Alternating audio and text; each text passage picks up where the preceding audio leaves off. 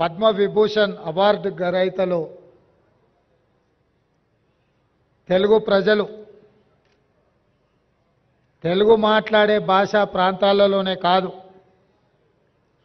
ఢిల్లీకి వెళ్ళినప్పుడు ఏ అవసరం ఉన్నా ఎవరినైనా కలిసి తమ మనసులో మాట చెప్పుకోవాలన్నా నిలువెత్తు తెలుగు విగ్రహం ముప్పవరపు వెంకయ్య నాయుడు గారిని ఈ సందర్భంగా రాష్ట్ర ప్రభుత్వం సన్మానం చేయడం అనేది మనల్ని మనమే సన్మానం చేసుకోవడం అంత గొప్ప కార్యక్రమం.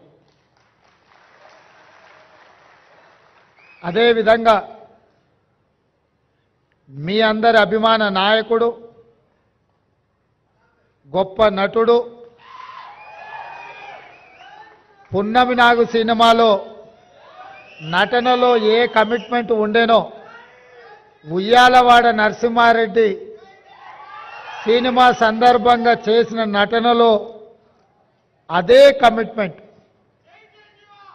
అంటే వారికి సినీ రంగంలో తొలినాళ్లలో అవకాశం వచ్చినప్పుడు ఈ అవకాశాన్ని జారవిడ్చుకోకూడదు, ఈ అవకాశం ద్వారా పైకి వెదగాలని ఇండస్ట్రీలో నిలదొక్కుకోవాలని ఏ కన్విక్షన్తో కమిట్మెంట్తో వారు తన వృత్తిని చాలా గౌరవప్రదంగా కొనసాగించారో 46 సంవత్సరాల తర్వాత కూడా నటనలో వారి తపన ఈ రోజుకు అదే స్థాయిలో కనిపిస్తుంది.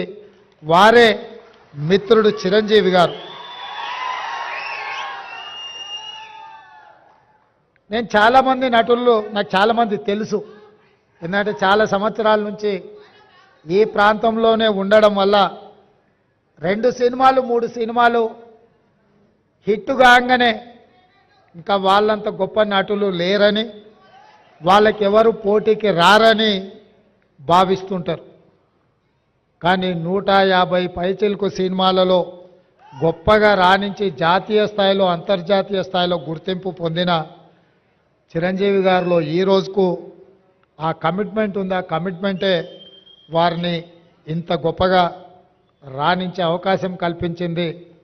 అలాంటి వారిని మా రాష్ట్ర ప్రభుత్వం సన్మానం చేయడం అనేది మా బాధ్యతగా మేము భావిస్తున్నాం.